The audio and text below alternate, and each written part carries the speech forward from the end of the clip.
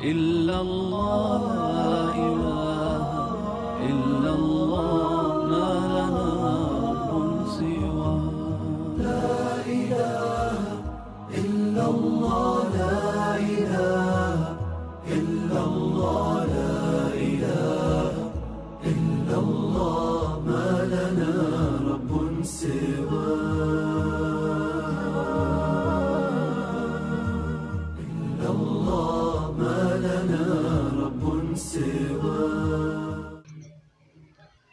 अस्सलामु अलैकुम वरहमतुल्लाहि वबरकातुहू।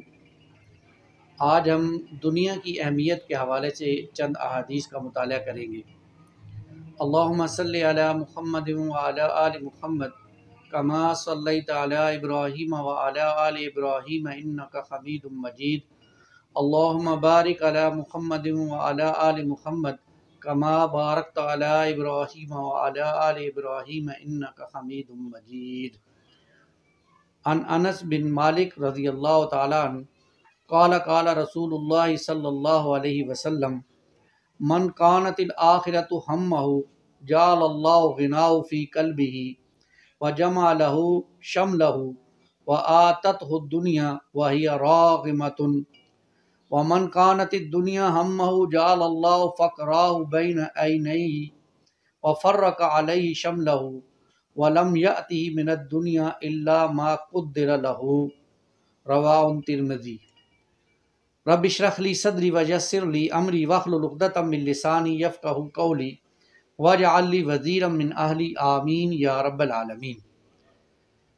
सैयदना अनस रज़ियल्लाहु ताला अन्हु बयान करते हैं कि रसूलुल्लाह सल्लल्लाहु अलैहि वसल्लम ने फरमाया, मन कानतिल आखिरतु हम्महु, आखिरत जिस इंसान का गम बन जाए, यानी गम बनने से मुराद यह है कि उसे आखिरत की फिक्र लग जाए, वो आखिरत की भाग दौड़ में लग जाए। जालल्लाहु गिनाहु फी क़ल्बी, तो अल्लाह ताला उसके दिल में इस दुनिया से गिना पैदा कर देते हैं, यानी उसके दिल से दुनिया की मोहब्बत ख़त्म हो जाती है।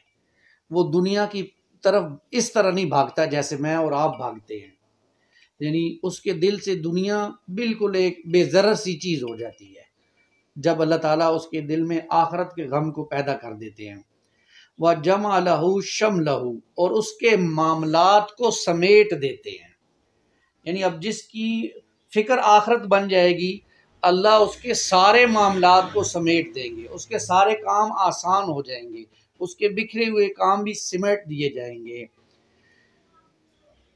व आतत हो दुनिया वही राग़िमतुन, और दुनिया उसके पास जलील होकर आती है। ये बात समझने की है, यानी जो इंसान आखिरत को अपना गम बना ले, आखिरत की फ़िक्र में लग जाए, उसके लिए भाग दौड़ करे, उसके लिए मेहनत करे, उसके लिए अपने आप को लगाए और खपाए, तो ये दुनिया क्या है उसके दिल से निकल जाती है। अल्लाह ताला उसके कामों को समेट देते हैं और दुनिया उसके पास जलील और रुसवा होकर आती है। अल्लाह ताला हमें भी इन लोगों में शामिल फरमाए। लेकिन इसके बरक्स वमन कानत दुनिया हम्महु, और जिस शख्स का गम दुनिया बन जाए, बस दुनिया में भाग दौड़, दुनिया में आगे से आगे, दुनिया में बिल्डिंगें बनाना, जायदादें बनाना, बैंक बैलेंस बनाना, दुनिया में आगे से आगे बढ़ना है, अपने बिजनेस को बढ़ाना है और इसी की फ़िक्र में लगे रहना है, यानी दुनिया के गम में अपने आप को लगा दे।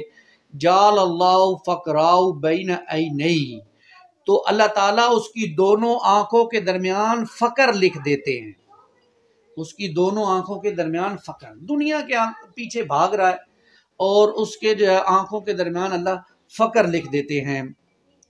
और मन कानत दुनिया हम्महु जालल्लाहु फ़क़राहु बैन ऐनैहि व फ़र्रक़ अलैहि शमलहु, और उसके सिमटे हुए कामों को अल्लाह बिखेर देते हैं।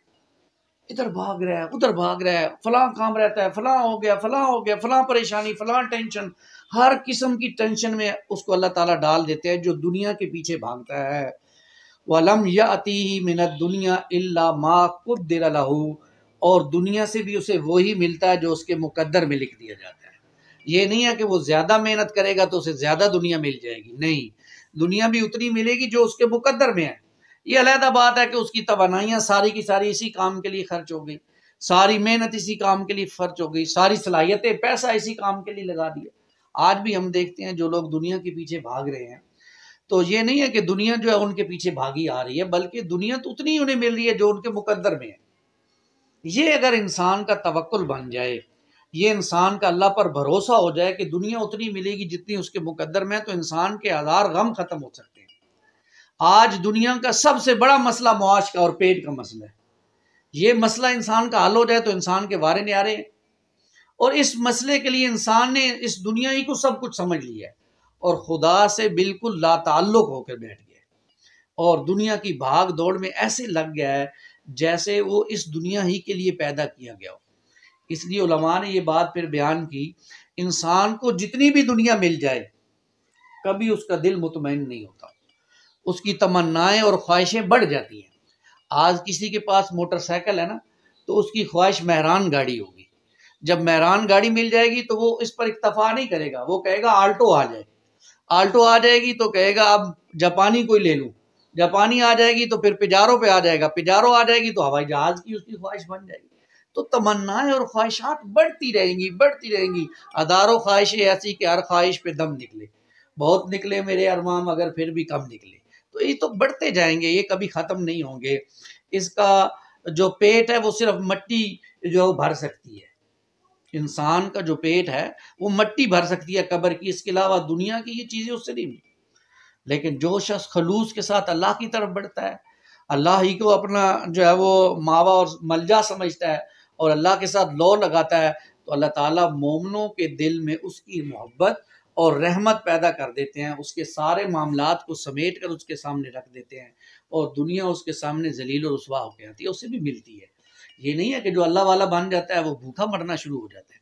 आपको मालूम होना चाहिए कि रसूलुल्लाह सल्लल्लाहु अलैहि वसल्लम ने भी जो फ़क्र इख्तियार किया, ये नहीं कि आप फ़कीर थे, आपने इख्तियारी फ़क्र अपने खुद से फ़क्र इख्तियार किया था।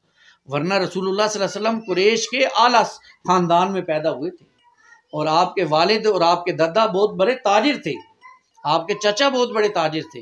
फिर आपकी जिससे शादी हुई सैयदा खुदीजा, वो बहुत बड़ी ताजिर थी और इतनी ताजिर बड़ी कि जब आपकी शादी हुई तो सैयदना खुदीजा ने अपनी सारी दौलत रसूलुल्लाह सल्लल्लाहु अलैहि वसल्लम के कदमों में डाल दी और इतना बड़ा ढेर लग गया कि रसूलुल्लाह सल्लल्लाहु अलैहि वसल्लम उसके पीछे छूट गए।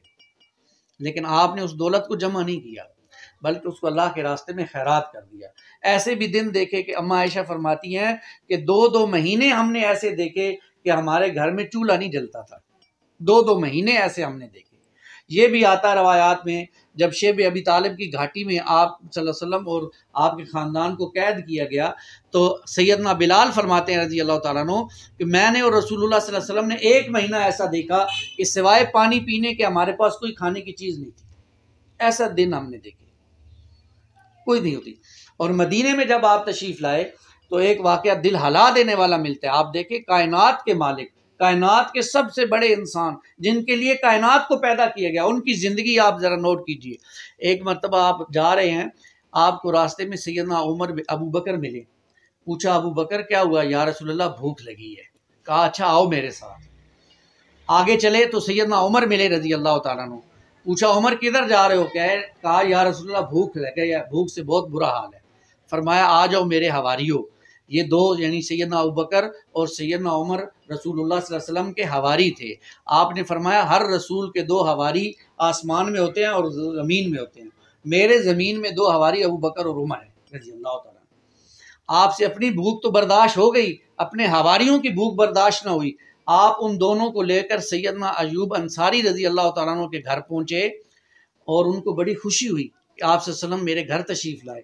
फ़ौरन बाग से ठंडा पानी भी लेकर आए, थोड़ी खजूरें भी लेकर आ गए, जल्दी जल्दी बकरे को ज़बह किया और उसका गोश्त भी बनाकर पेश किया रसूलुल्लाह सल्लल्लाहु अलैहि वसल्लम की खिदमत में। तो आप सल्लल्लाहु अलैहि वसल्लम की आंखों में आंसू आ गए। आप सल्लल्लाहु अलैहि वसल्लम ने सूरत तकासुर की आयत नंबर 8 पढ़ी, सुम्मा लतुसअलुन्न यौमइज़िन अनिन नईम, फिर लाजमन तुमसे इन नेमतों के बारे में अल्लाह के यहाँ सवाल होगा। आप अंदाज़ा कीजिए, यही बात ख़त्म होती तो ठीक था। आप सल्लल्लाहु अलैहि वसल्लम ने एक रोटी उठाई और उसके ऊपर थोड़ा सा सालन रखा और एक सहाबी को दिया कि जाओ अम्मा आयशा को दे आओ, काफ़ी अरसे से उन्होंने भी खाना नहीं खाया। ये उन लोगों के वाक़यात हैं जिनके लिए दुनिया को बनाया गया। अगर दुनिया ही सब कुछ होती तो क्या आप सल्लल्लाहु अलैहि वसल्लम से बढ़कर कोई दुनिया हासिल करने वाला हो सकता था? आप सल्लल्लाहु अलैहि वसल्लम के बाद फरिश्ता आ गया, कहा या रसूलुल्लाह आप कहें तो मैं ओद के पहाड़ को सोने का बना दूं। तो रसूलुल्लाह ने फरमाया नहीं जिब्राइल, मैं इस पर राजी हूं कि अल्लाह मुझे एक दिन दे, मैं उसका खाऊं और उसका शुक्र अदा करूं, और एक दिन भूखा रहूं तो अपने रब को याद करूं। मुझे ये सोना नहीं चाहिए। बल्कि एक मरतबा ऐसा भी हुआ कि एक सहाबी सैयदना अब्दुल्लाह इब्न मसूद रज़ी अल्लाह तआला अन्हु आपके पास आए, आपकी झोंपड़ी में तशरीफ़ लाए, तो आप सल्लल्लाहु अलैहि वसल्लम को चटाई पर लेटे हुए थे, आपके बदन पर निशान पड़ गए, वो खजूर की चटाई के निशान।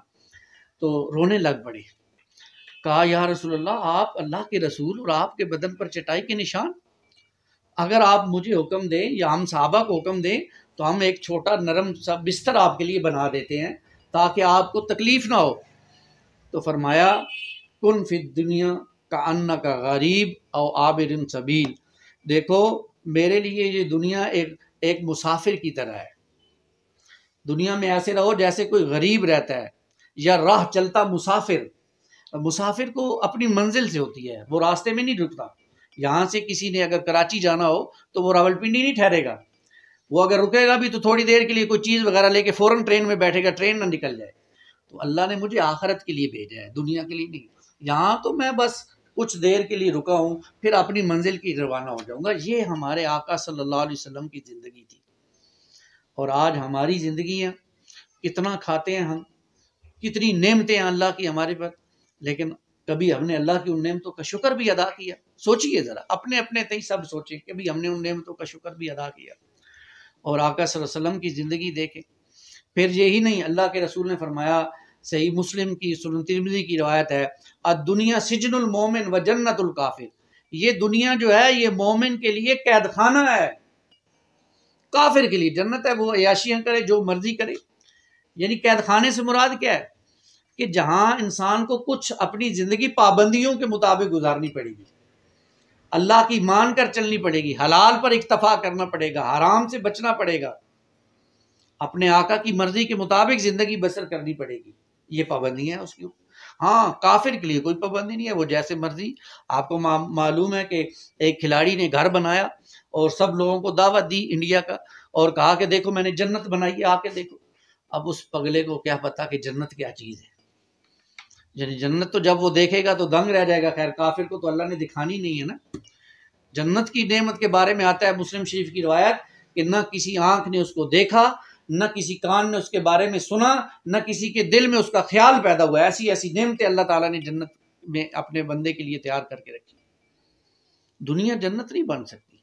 दुनिया में आप देख लें, कारून के पास कितना खजाना था, इतना खजाना। कुरान मजीद ये कहता है कि उसके खजानों की जो कुंजियां थी वो ऊंटों पर लद के जाया करती थी। ऊंटों पर, एक ऊंट नहीं, ऊंटों पर। कितना खजाना होगा, सिर्फ कुंजियों से आप अंदाजा लगाएं। लेकिन अल्लाह ने उस कारून को उसके खजाने के साथ जमीन में धंसा दिया, सब यही रह गया ना, साथ नहीं लेके गए।